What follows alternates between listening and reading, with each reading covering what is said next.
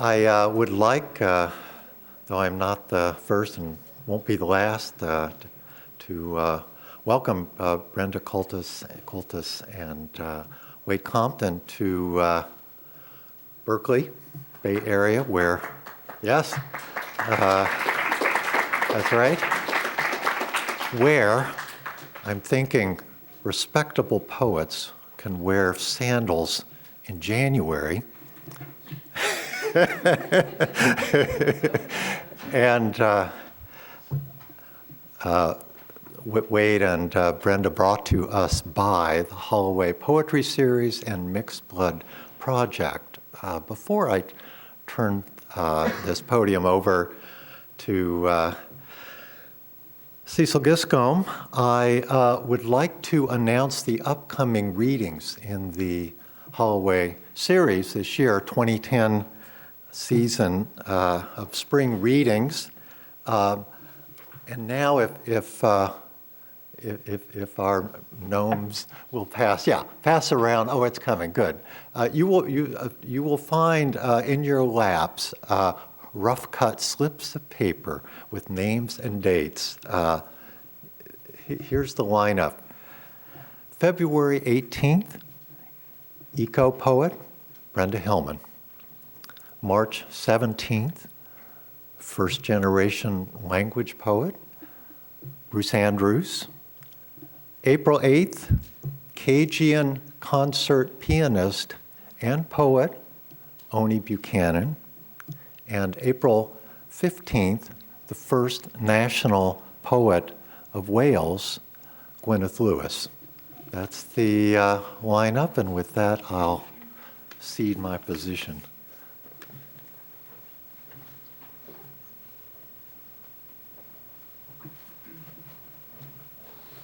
Okay.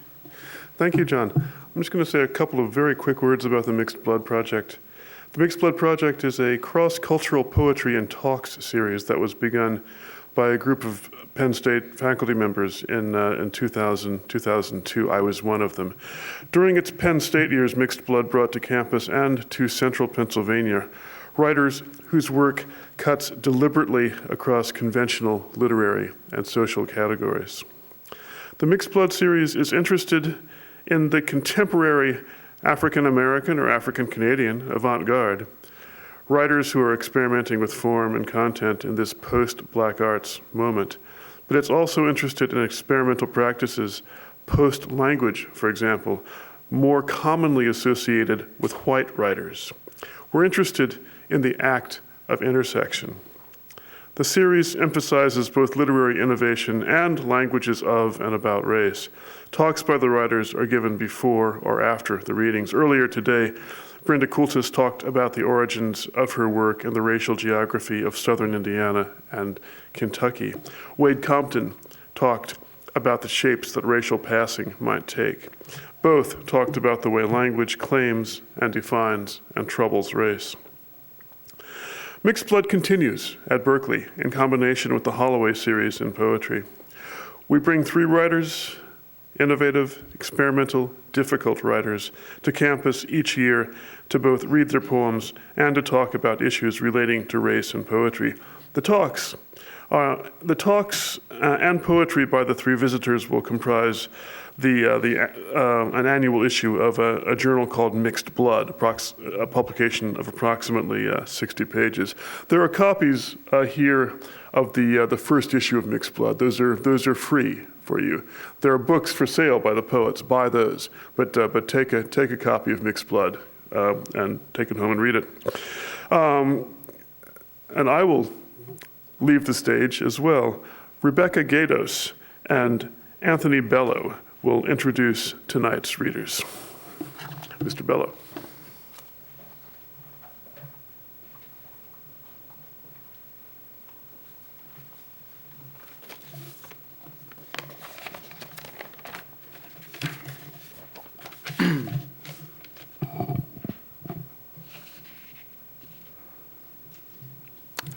Good evening. My name is Anthony Bello. I'm a graduate student in visual studies, and I'm also a singer-songwriter. I would like to thank Professor Giscombe for introducing me to the works of Wayde Compton. When he asked me to introduce Mr. Compton tonight, my first thought was, what does a white kid from San Diego know about Black British Columbia? The British Columbia, I do know, is a place called Salt Spring Island, one of the Gulf Islands in the Strait of Georgia, between mainland British Columbia and Vancouver Island, where my family vacations every summer. I know it as a scenic place where, like in Song for the Myra, a song from Cape Breton on the other side of Canada, out on the Myra, the people are kind. They'll treat you to homebrew and help you unwind. And if you come broken, they'll see that you mend. And I wish I was with them again. Truthfully, at least on Salt Spring, they won't treat you to homebrew. They'll charge you for it. This past summer, I was on Salt Spring. I was sitting in a cafe reading the Victoria Times Colonist, or maybe it was the Gulf Island Driftwood, the local paper, when my mother walked into the cafe and stopped for a chat. As we chatted and people watched, I observed something. I hadn't been to Salt Spring in maybe 10 years, and having lived in the ethnically and racially diverse San Francisco East Bay for almost 6 years, I asked her, is it just me, or are there only white people here? So it was to my great interest that Professor Giscombe lent me his copy of the book Bluesprint, Black British Columbian Literature and Orature, which is a collection of history, poetry, and storytelling by various authors and edited by Wayde Compton. Apparently, the anthology came out of the work he did for his MA thesis at Simon Fraser University. Wayde Compton is also the author of the poetry books 49th Parallel Psalm and Performance Bond. He also has a book forthcoming from Arsenal Pulp Press in fall 2010 titled After Canaan, Essays on Race, Writing, and Region. He teaches English composition and literature at Emily Carr University of Art and Design and Coquitlam College. He has a book I already said that. In 2006, he co-founded Commodore Books, the first black-oriented press in Western Canada. He also co-founded the Hogan's Alley Memorial Project in 2002, a grassroots organization that archives the history of Vancouver's black community. Compton also performs turntable-based sound poetry with Jason Ducouteau as a duo called the Contact Zone Crew. One can hear some of this on the CD of sound recordings that accompanies his poetry book, Performance Bond. As I confessed earlier, my awareness of Black British Columbia is rather limited, though thanks to Mr. Compton, my interest is growing. For instance, upon further investigation, I just learned that Salt Spring Island, despite what I recently observed as the lack of a visible black community, was initially inhabited by Salishan people of various tribes and became a refuge from racism for African Americans who had resided in California. In fact, it was settled in 1858 by ex-slaves from Missouri who traveled to California and then north to British Columbia at the invitation of Governor James Douglas, himself a Guyanese mulatto. One thing I feel I do have in common with Mr. Compton is the desire, the need to make the sounds of the words I write, to make them poetic on the eyes but also on the ears, to make that performance bond of sound and meaning. With that, it is my pleasure to introduce to you Wayde Compton.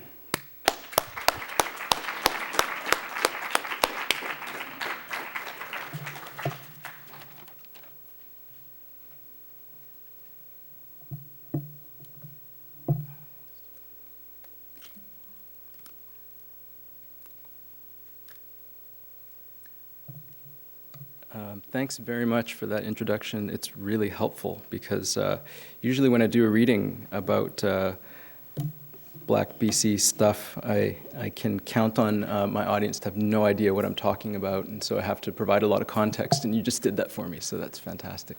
And that applies, talking about the Black history of British Columbia, that's the case in BC as well. I have to provide that context because it's not common knowledge even there.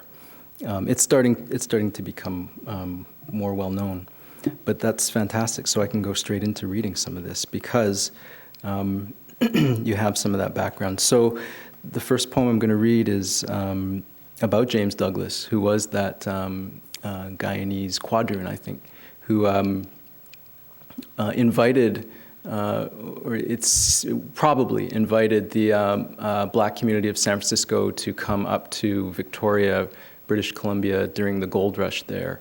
And his motivations were probably double. On the one hand, he was worried about the gold findings causing an influx of American prospectors, flooding the colony and basically taking it over and eventually annexing it to the United States.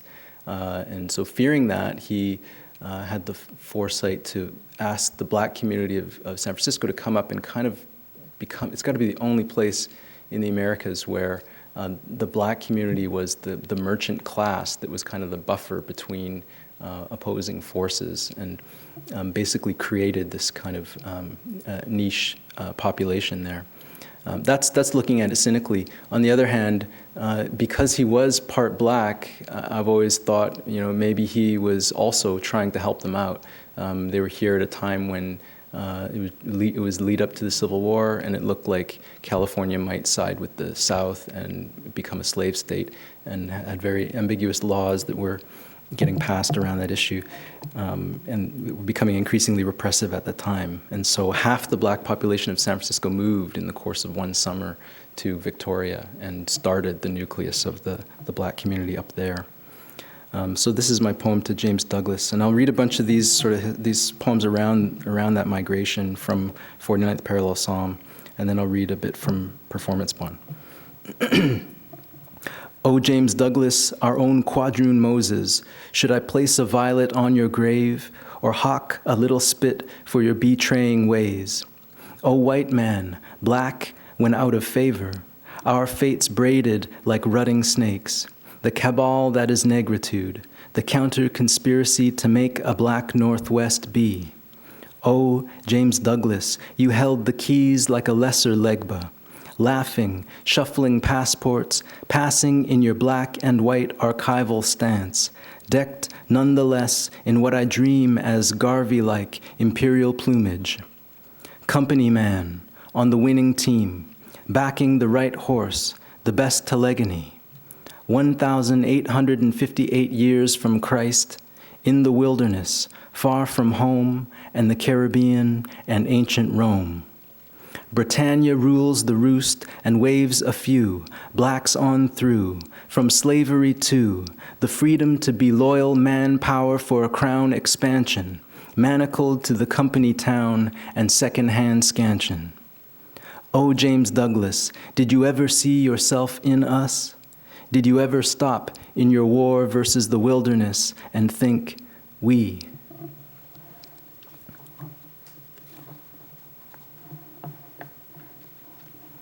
And this is a poem partly made out of the series of laws that were being enacted here in California that prompted the immigration. It's called habeas corpus. 1848. The public schools are segregated. The way a book opens, the way a book closes, hinges. We build our own institutions or go with. The Civil Practices Act of 1850 is passed. Degraded and demoralized blacks, this is the actual language of it, degraded and demoralized blacks from Africa, Indians from Patagonia, South Sea Islanders, Hawaiians, Chinese, and other peoples of color, end quote, can no longer testify in court against whites. Can I get a? The Fugitive Slave Act of 1852 to catch the desire to purge the state of this class of inhabitants who, in the language of a distinguished jurist, are festering sores upon the body politic, entered largely into the consideration of the poll tax of 1857. Blacks must pay a tax on the vow, though blacks can't X a tax. 1858, Bill 339, is finally proposed to restrict and prevent the immigration to and residence in the state of Negroes and mulattoes, closing the West, stretched, Fourth fingers touch the mirror's words, 339, to be cut off from one's home down. The ink runs, and so the others, mired in numbers, the running ones, the family members, cut off from the free edge of the sun, setting, typing blood on that congealing body of. And this is the chief factor, and that was James Douglas's official position before he was the governor of the colony. He was the chief factor of the Hudson's Bay Company. A few years back, I was teaching a dystopian novel set in British Columbia about a future where corporations had taken over, and there's been a lot of dystopian novels like this. Corporations have taken over the world, and there are no longer any states, and Canada has fallen away, and so has the United States, and they're just sort of companies that own large stretches of land everywhere. I was teaching this to my class, this novel, and one of the students was complaining that it was, that it was sort of too paranoid, and was saying, well, this is implausible, this idea of corporations, taking over, and there no longer being a state. And I said, that's how Canada was founded. The Hudson's Bay Company owned all of Canada. It was a corporation. Anyway, that's what he was. It was a political position as well as a corporate position. And this is a quote from James Douglas to the Colonial Office in London in the spring of 1858. And he says, "If the majority of immigrants be American, there will always be a hankering in their minds after annexation to the United States. They will never cordially submit to English rule, nor possess the loyal feelings of British subjects. The floating population of this colony have, with very few exceptions, wandered off to the newly discovered gold diggings at Thompson River, and there will therefore be great difficulty, unless the mines prove a failure, in engaging local white labor." And that was his justification for this. "Of the HBC, a funnel to our poor, blood to the gears of here and labor and or, blood of love or money, queen and country, subjectivity. The chief factor drafts a letter, his signature sings a lateral quatrain. Lo, there's land north, British, and literally setting foot on its soil equals citizenship, freedom, safe quarter exchanged for toil." The Commodore. "From Pacific and Folsom Wharf in SF, 35 left, full of fathoming, on the run, the San Francisco Victoria run. In the hold, afloat and hovering, over the hull and ahoy, in limbo, baleful, on deck under the night's moon, ahoy overboard, the ribs creaking, avast under cover of darkness. The steamer, the Commodore, carries 35 black arrivants aimed at the colony of Vancouver's Island, and I, over the railing, deliver my interior to the sea, my inward debt, my survivor's agony of dreams. My soul spins, I step on deck, but my feet miss the rhythm. I steal to the hold, my room full of mirrors, my huddled brothers, our pioneer committee, vomiting from the depths of our ancestry. No one sleeps. The steamer, the Commodore, under the thin thunder of April timbre. I wonder where will this endeavor let us land. I wonder how our blues will rhyme with Vancouver. I wonder what we'll have to sow to scythe some sovereignty. I count our meager numbers on fingers, on fringes, on prostheses of clay. 2 by 2, 40 Mays and 40 mites, counting leagues as the dreams roll by. White caps, fathoming, our segue, tied beside white men, American, gold rushers, feverish for the coast. Counting leagues, I lean against the rail for a sign. I see the rise of an island, Vancouver's Island, our colony 4 of the bow. Claiming. Lift earth from earth, wring wealth from dearth, clay to dust, stones from blood, slashes to slashes, we are bandits, brigands of sand. When the cash comes to rest and the sediment is spent, we'll commit to more profitable climes. partition, divide, mine.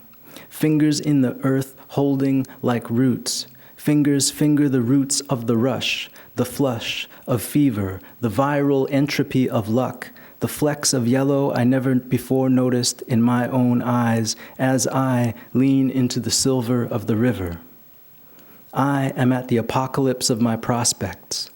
When my tongue touches the Fraser's turmoil, hands cupped, lifting the river to my lips, I'll never see the veins on the backs of my hands in the same way again.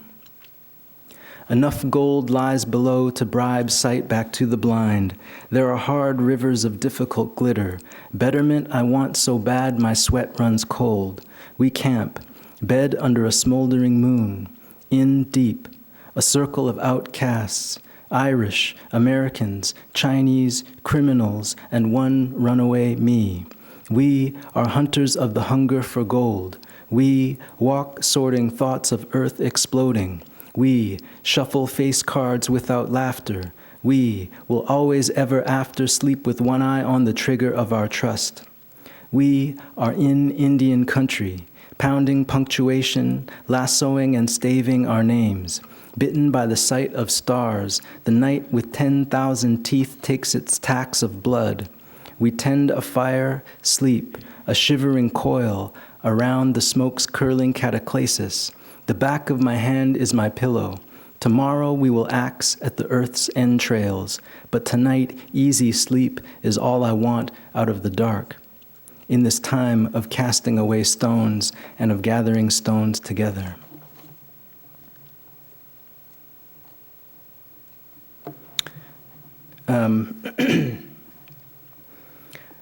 And so this is a three-part sort of prose poem about what happened. So Douglas's offer to that population was, if you come to Canada, which this British possession, you'll be given the vote, and you'll be allowed to own land, and you'll be full citizens and British subjects. But it didn't quite turn out that way. So this is Numbers Romans. 1. Counter to Douglas's fairy stories, franchise in the colony was exclusive to British subjects, and only those with property, naturalized subjects, faced a court of revision. 18 blacks who voted in 1860 had their votes discounted, the only voters whose X's were X'd out. 2.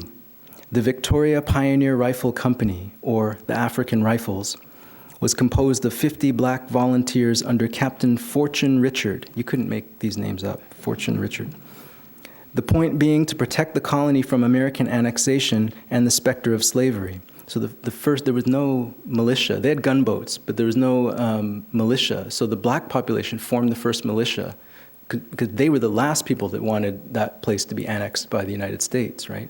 And so they spontaneously formed their own militia. Rusty arms, a self-built drill hall, uniforms designed and sewn by their wives, funded entirely by the black community, the sole militia in the colony. Douglas withheld funds. Fortune was denied his petition for arms and cash, while hundreds of rifles sat unused in Victoria's armory. Eventually, the corps dissolved into a brass band. 3.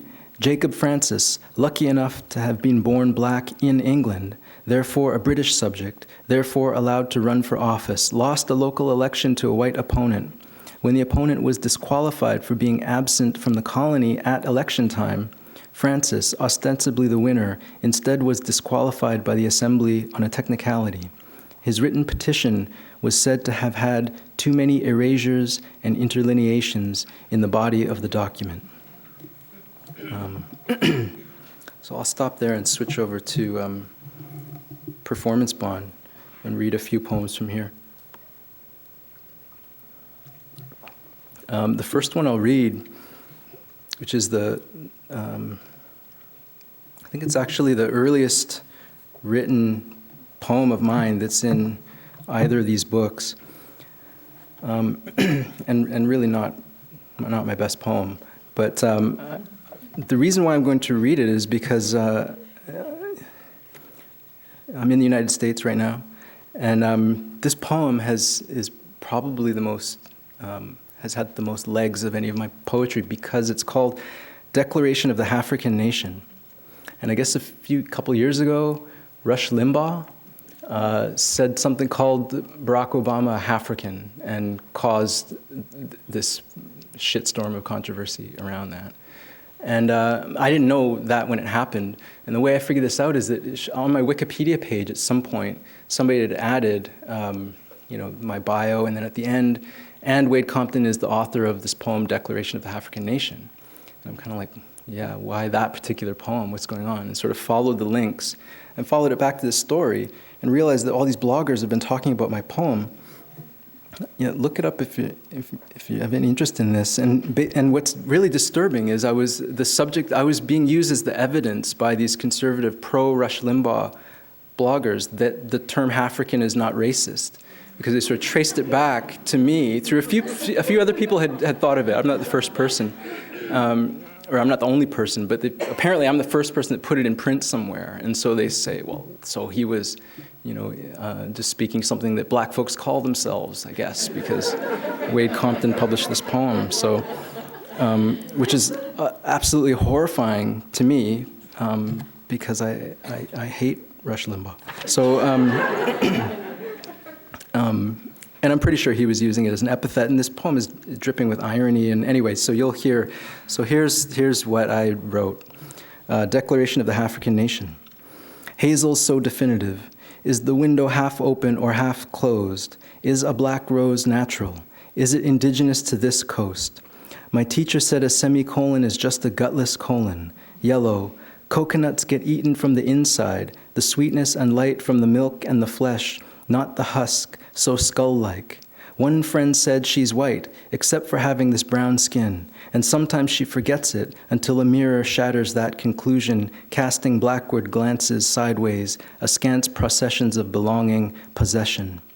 Mirrors walk on two legs too sometimes, saying hello to you, 'cause you are brown, as we pass. What is Britannia to me? 3 continents removed, from the scenes my mothers loved. Misty Grove, English Rose, what is Britannia to me? No Negroes on the TV shows we produced in playground theaters. Now there's so many on screen. A white acquaintance of mine thought the US population was half black. One-drop rules aside, and all things being equal, I'd say that signifies an inexorable triumph of Martin Luther King's dream. We number 12%, in fact, south of the border. In Canada, I couldn't begin to guess our numbers crunching through the snow on shoes of woven koya. Black hippies, black punk rockers, black goths with white masks, literally, multiply like flesh-eating bacteria on the West Coast. Racism is a disease, the ministry decrees to me in my bus seat from an ad, and I could add that this is just the latest stage in race management. Canada all in a rush to recruit more brown whites. Entrepreneurs only, no more slaves or railroad builders, iron chinks or tempered niggers. The wages of empire have yet to be spilled. The best way anyone ever referred to me as mixed race was a Jamaican woman who said, "I noticed you're touched." To me, sounded like she meant by the hand of God, or the God of hands, and not the tar brush. Made me feel like a motherless child a long, long way from my home. Feel like history has me by the throat. Sometimes I feel like Frantz Fanon's ghost is kicking back with a Coke and rum, having a good chuckle at all this, stirring in the tears, his work done, lounging with the spirits. Oh, all my fellow mixed sisters and brothers, let us mount an offensive for our state. Surely something can be put together from the tracts, manifestos, autobiographies, 10-point programs, constitutions, and historical claims. I know more than enough who've expressed an interest in dying on the wire just for the victory of being an agreed-upon proper noun. Being African. Okay, so here I'm going to read, to cleanse the palate, I'm going to read what I think are better poems from this book of mine. And it's, I'm going to read from a long poem called Bottle Poems, a series of short pieces that I originally was putting in bottles and sending to people. I always come up with these conceits that are really impractical and difficult to keep doing, and I was putting one poem in these bottles and giving them to people, and I was determined that I was not going to publish them, and that was going to be how they were published. And then after a while, I just stopped and published them. But yeah, these are they. I'll read from them. A few of them. As he threw the bottle from his hand threw the bottle. His hand was thrown through to the bottle green surface, the salt chuck. Inside the shards, the bottle and his hand, through his penmanship, through the surface from the sand into the vision and the field of the eyes and the light of the them, then, who would, through him, through their planes of glass. And I'll just mention that because I think it comes up a couple times, but salt chuck. My father and my brother are both longshoremen, and they work in the port. Or my father's retired now, but they worked for years on the docks, loading ships, working the grain board mostly. My brother now works containers, but so I grew up always knowing the ocean, right? The way that they differentiated freshwater from saltwater was, the ocean or the inlet, Burrard Inlet in Vancouver, they called the salt chuck, right? But if we went fishing in a lake or something, they would just call it the lake or the water. But the ocean was the salt chuck, right? I always heard that when I grew up, and no idea, just thought that was another word for ocean. And later in life, I think in my 20s, was when I learned that it's a native word. I don't know. I don't think it would be used down here, but maybe as far south as Washington State, maybe. But it's Chinook, which was a trade language that was used during the colonial era between different native nations and also the white fur traders. And so chuck means water, another word for water. Skookumchuck is technically the word for the big water, the ocean, but they always call it the salt chuck. Want you to see through, not past, not beyond. See it as you see inside. What it is, says Anansi, dangling from this wide chop of sections and interlineations that is the salt chuck. This new turn of the clock, this new creak of the cock, this new lock of the speak, this new talk of the brake, this new spoke of the old wheel changed by a sign you break, you buy.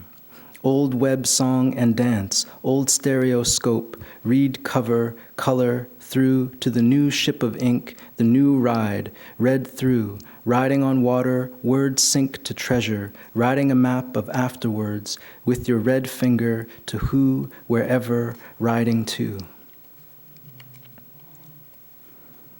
Want you to take on eyes in the ism, souls in the eyeless green rhythm, the stems of continental schism, the BAM plan that we rise, rise, rise, rise, rise, rise, and eyes demand that you take on. Ism demands that you take on you, night, in the frightless float, the buoy, the raft, the rift, the surface chest of pearls, of air, of shells, of days, of another, of another. The body is strong, the spirit is expelled, the bubbles muscle their ways out from the skeleton of matter, the mother, the center, yet breathe, another, another, another, month, month, mother, sink, my diapason, lie, back floating, sink, my skin of liquid, sink, my sheen, link, arms with the bodies, sink, stars of spray, sink, take on, sink, take on, drink into the sunfish catching.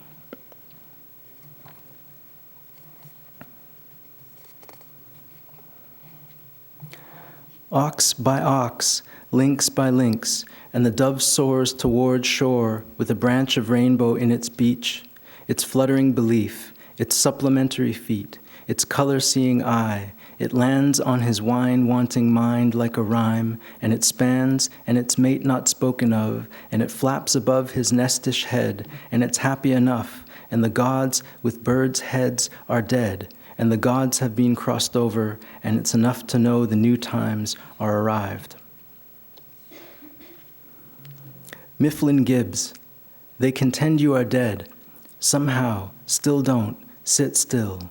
Lacuna of our role and response, responsible, played the role, the one of lift up, raceman. I have a name, I do, you, an eye for the auspicious, For us, speaker, letterer, proper talker, small property owner, petit bourgeoiseau. There at Cadborough Bay, looked out, on this side, you, singing the dotted line. Rain barrel blues, cup on the rain barrel, shining pretty. Cup by the rain barrel, shining lone. Cup in the sun tin, shining long. Cup gone pale shining, the barrel up on. Take this as wave, glowing wave, enveloping fingers of light round the air in this wave, of air enveloping wave. Fingers of light rolling wave outside. Take this glowing as wave, orifice of wave, round wave, whole bending air, wave that cracks wave over broken bright wave.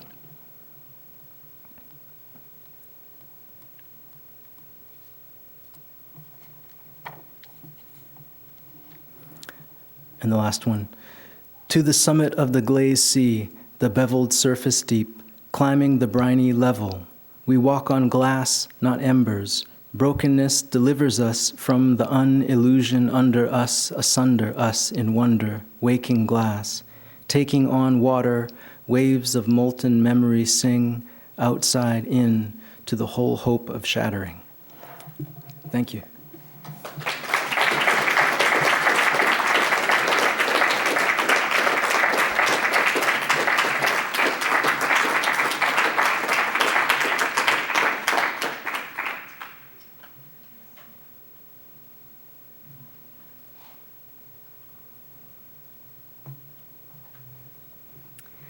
Hello. Brenda Coultas' writings, whether in verse, straight fiction, or insistently hybrid chunks, are of an investigatory nature. Yet her writings, her projects, turn investigation back on itself, asking what it means to call something evidence. In her 2007 book, The Marvelous Bones of Time, her investigation of her home state, Indiana, becomes a moving rumination on whether a physical geographic site can bear the evidence of personal history, familial history, of the nation's history, of abolitionism, of Indiana's own vexed status as one river away from being a slave state, of one's own embeddedness within these histories. Coultas writes, I was born between the free side and the slave side, my head crowning on the bridge. She writes, if, in the document, she is described as an old darky, then I might be described as an old whitey. I am the gelatinous mass that surrounds the yolk. Much of Coultas' poetry focuses on seeking, collecting, and amassing history's material marks, whether in the form of documents or in the form of debris gleaned from dumpster diving in the Bowery. She seeks out the bits and pieces, the odds and ends, the physical fragments, in an attempt to truly question whether these facts will bear the story and whether it is possible to expose the corporeal body of the narrative impulse. Yet what is so striking about her poetics is that she is equally invested in honoring the absence and erasure of these marks.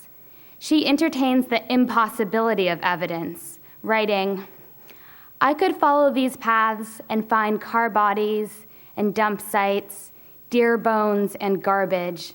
I could mow a new path. Still, it would not be evidence. Even if the tobacco leaves all pointed north, it would not be evidence. In place of the certainty of evidence, Coultas experiments with degrees of possibility. Reveling in the sheer breadth of human modes of knowledge, her poetry emerges from a complex web of facts, rumors, hearsay, folktale, historical documents, memories, dreams, and supernatural appearances. Significantly, at one point in The Marvelous Bones of Time, Coultas pauses to tell us, every word you are about to read is true, or believed to be so. In this interestingly qualified sense, Coultas' poetry might be described as factual, or perhaps it is factuality itself which she has reimagined. I'll end then with some facts about Coultas. An Indiana native, she now lives in New York, where she teaches at Touro College and at the Bowery Poetry Club. She is a frequent instructor at Naropa University. When she herself was a student at Naropa, she studied with Anne Waldman and Allen Ginsberg. In addition to her formerly innovative works of fiction, her books of poetry include A Handmade Museum, which received the Poetry Society of America's Norma Farber First Book Award, and more recently, The Marvelous Bones of Time, both published by Coffee House Press. In 2006, she was a New York Foundation for the Arts Fellow. She has served as a series curator for the Poetry Project at St. Mark's. Not to mention, she has worked as a welder and a model. Please join me in welcoming Brenda Coultas.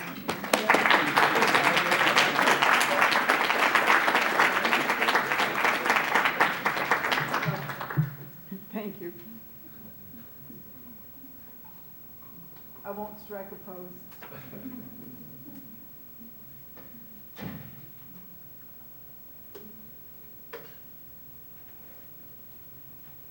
Allergies. Okay. So I will read from the Abolition Journal, in keeping with this afternoon's conversation.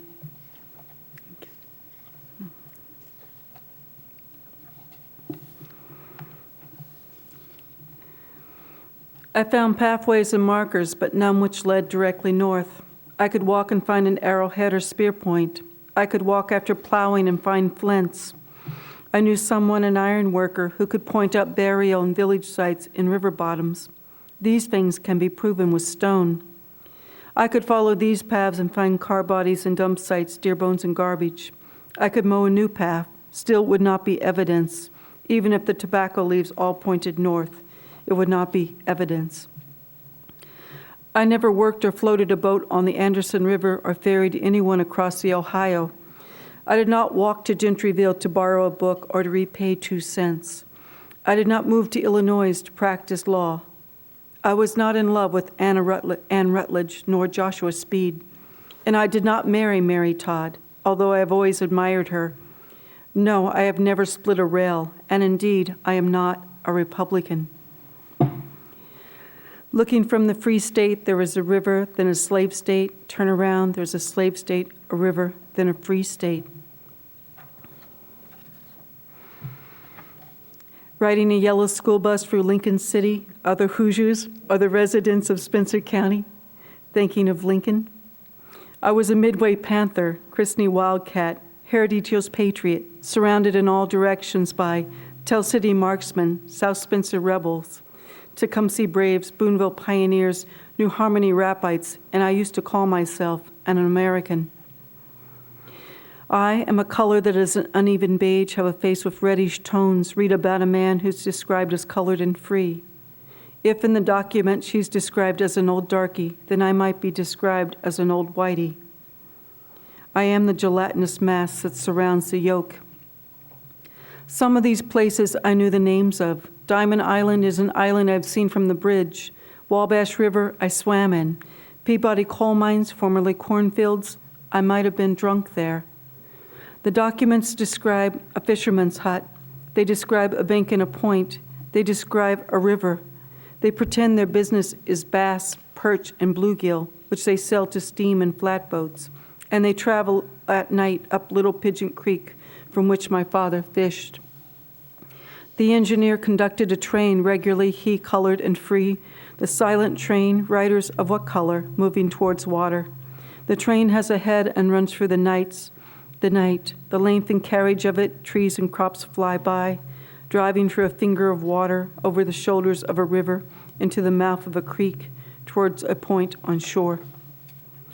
Put this in your pocket to confuse the bloodhounds when you're moving towards a point in the distance across water which divides countries. Moving to a point or to point out over here or there is a shore or woods, then someone points and makes a place. Travel by night and let no one see you. In a matter of tracking a passage through grass, how difficult after 2 or more years, 100 or more years. A historian wrote, Mrs. Delia S. Webster was known to have helped slaves across into Indiana, especially south of Jeffersonville. He is known to be a slave catcher and hunter. He is known to be sympathetic to Kentucky. He is known to be a liar.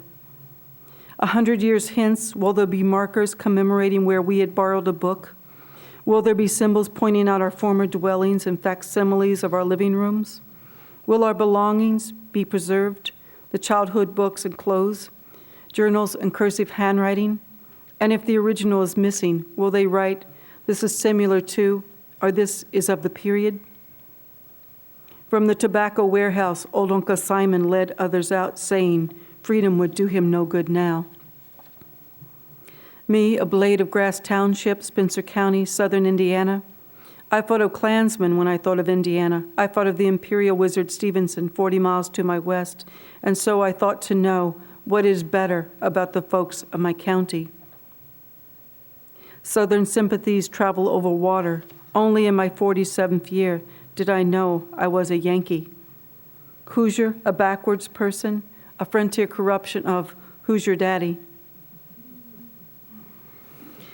The executives of the Anti-Slavery League and neighboring counties. Ira Caswell's was the first station in Warwick County. His family said, a lone tree from his orchard still standing, and the traces of his homestead, and asked Peabody Coal to preserve this abolitionist farm, and of which we await the Colbref's answer. And did there exist Colonel William Cockrum's Oakland City Station, as the plaque suggests? The 21st century mayor's late 20th century house rests on this site. Did Dr. Posey's coal bank shelter passengers guided by stars? Who chomped up this site, Black Beauty or Peabody Coal? The president of this railroad, Levi Coffin of Wayne County, too far north to count in my poem.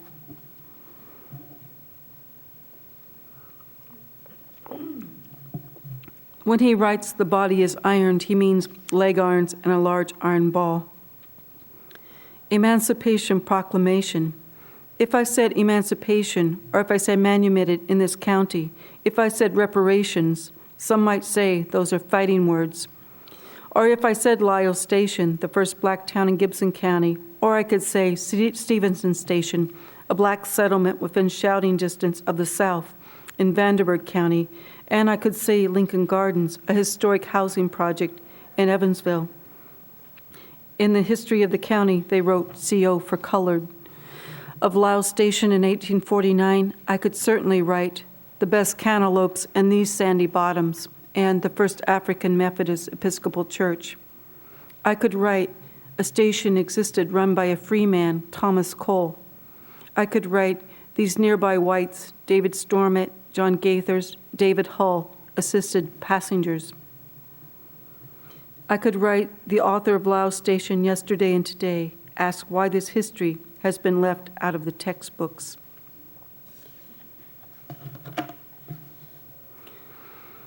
The palmist heard many voices, a mournful ocean coming from my right hand, and felt a deep sadness. She heard, I went to the underworld and this is what I found. She heard, I have her body. And then I heard the word, and the word was autonomy. Born 93 years after, my mother born in Indiana 62 years after, her mother born in Kentucky 1896. Her mother born in Kentucky and during her lifetime, the first grandchild born 121 years after the news of emancipation. A poultice from a Coultas. In tracing a passage through grass lacking physical evidence, I turned to the language of a dark horse, a horse of a different color. Stop horsing around, hold your horses, flogging a dead horse, rode hard and put up wet, chomping at the bit, horse hockey. Shake a leg, you all being helped on, money burning a hole in your pocket. When my grandpa said this, $1 was a slug of silver. Whoa, Nellie, whoa, quit skylarking around, I'll jerk a knot in your tail. Barn doors open and the horses getting out. Soon I was writing in the language of horse-drawn days. Here, apply this to your sore tooth. It's a poultice from a Coultas. Shove it in your crown of burly leaves. I can find a better use for tobacco. Make a doily for the arms of chairs, even though tobacco plates leave a tar ring. I've churned their words. Count on your chickens that are hatching or all resting in one basket. Get your bacon caught in a ringer, like a mule at a trough or a silk ear stolen from a sow's purse. I'm sorting needles in the sun while the haystack still shines. We sang she'll be coming around the mountains when she comes, and of the old cotton fields back home, but we have neither mountains nor cotton fields. We have tobacco worms, tomato worms, tumble bugs, and June bugs. She'll be riding 6 white horses when she comes. She'll be riding 6 white horses when she comes. In reality, we ride one angry white barrel-chested pony. The books from the old house which I took with me because I needed another language. Who read The Carpetbagger? Take your shoes off at the bridge, my grandpa said. We're entering Kentucky. A war of words. There was a war between the Kentuckians and the Hoosiers. The Kentuckians were throwing firecrackers, and the Hoosiers were lighting them and throwing them back. There was a Hoosier fishing on one bank and a Kentuckian fishing on the other. The Hoosier was catching lots of fish while the Kentuckian had none. The Kentuckian said, I'm not getting any bites over here. The Hoosier said, come over and try my side. I'll shine my flashlight beam and you can walk over on it. The Kentuckian said, no way. I'll get halfway there and you'll turn it off. Have you heard about the new State Farm? They put a fence around Kentucky. Why do birds fly upside down over Kentucky? There's nothing worth shitting on. Do you know why they built a bridge across the Ohio River? So the Kentuckians can swim across in the shade.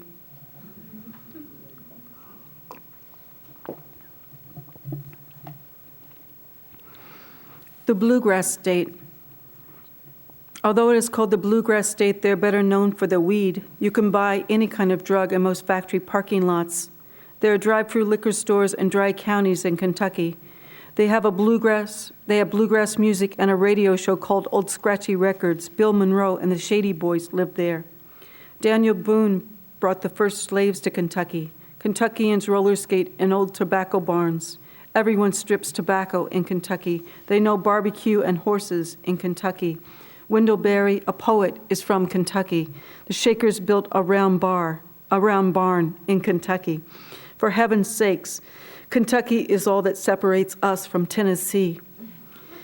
My husband tells everyone that we are going to Kentucky because people get very excited about this idea called Kentucky. I was the president of the Owensboro Junior Coin Club in Kentucky. Johnny Depp and Richard Hell went to high school in Kentucky. I attended the reburial of 600 Native American graves at Slack Farm in Kentucky. I've never been to Rough River nor Goldie's Old Opera House in Owensboro, Kentucky. There's a Paris, Illinois, and a Paris, Kentucky. Lily Tomlin and Bobby Ann Mason are from Paducah, Kentucky. Ashley Judd is from Asheville, Kentucky. There are underground coal mines in Kentucky and strip mines in Indiana. I like the strong labor unions of Kentucky where everyone sits on porches. W.C. Handy gave birth to the Blues in Henderson, Kentucky, where they fought to keep the super Walmart out. John James Audubon lived with his slaves in the wilds of Kentucky. Josiah Henson escaped from Yellowbanks, Kentucky. Edgar Casey and Bell Hooks are from Beverly, Kentucky. I stayed at Land Between the Lakes once, a huge man-made lake in a dry county famous for its prison in Kentucky. Thomas Merton prayed in Kentucky. I had my collarbone set in Kentucky. My mother had a hysterectomy in Kentucky. I know a man who calls it K-Wacky because brothers and sisters and first cousins marry each other in Kentucky. They grow their fingernails long and gorge out eyes. They bite off lips and ears in barroom brawls in Kentucky. Disclaimer, I'm sorry about all the beans I spilled on Kentucky. Some of my family members and friends are from Kentucky.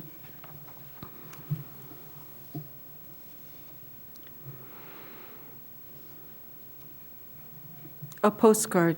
The reverse side is inscribed abolitionist. I know this to be true because I've read her mighty speeches, and I know she is a woman too. This occurred in Indiana where she had to bare her breasts.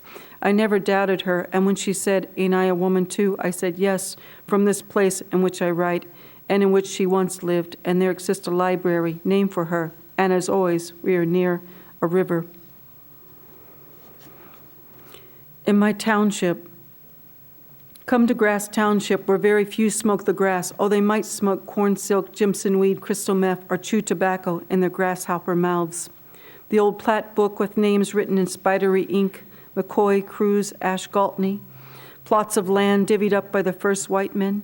The grass alley by my cousins is called Circadian Lane. The last outhouse is behind the church, but I drop my drawers anywhere in the woods. You're nothing but a little pill, said my grandpa Yerby. Bushel of wheat, bushel of rye, all for Midway, holler I. Once I knew a girl whose initials were KKK and her two sisters were named after spices. Grasshoppers spit out tobacco. I hate their mouths. What do you think this is, your birthday, Coultas? A place of bread and milk. Candy cane, cash register embossed with curlicues, all the cent and dollar amounts pop up in the window.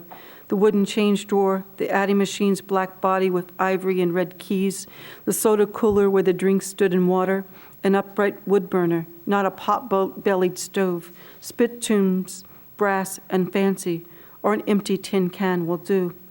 In 1976, I went to the store to pick up milk, bread, grape juice, saltines, milk of magnesia, jelly.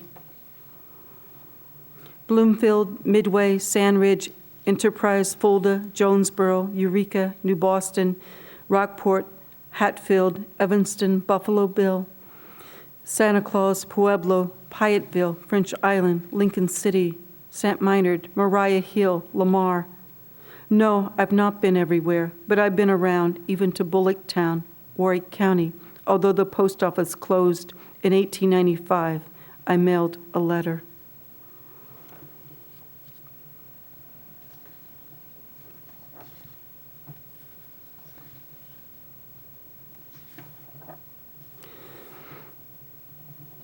A jar of tomatoes canned 40 years ago waits to be opened. My cousin and I pointed out where a house used to be, and we pointed to a row of sandstone boulders that marked the boundary. We pointed and said there was an oak there, and the church held services underneath it. In this patch of weeds, there was a brick schoolhouse. Then there were hogs, and the hogs lived in the old school. And then it was weeds, and the hogs lived in the weeds. Now there are no hogs, only weeds. The chicken house is always stood alone. The place had a summer kitchen, 2 rooms wrapped in brown tar paper. The last one standing is white. This one had magazines and an electric light to read by. We spoke romantically of outhouses. Here we pointed, they showed movies in the barns. Here we said, some children tore down this house just to see what was underneath to find a silver dime and log foundation. That house passed into fiction. Pointing, we said, there was a house there in front of the trailers, and we found hidden love letters written by the old man. That was not a house. There was not a house. That was always a field. This was a double wide. This double wide tops a fruit cellar. Under my pillow, stone axes and ornaments, the first man-made things, are the stars above, the oldest things in the county. Thank you.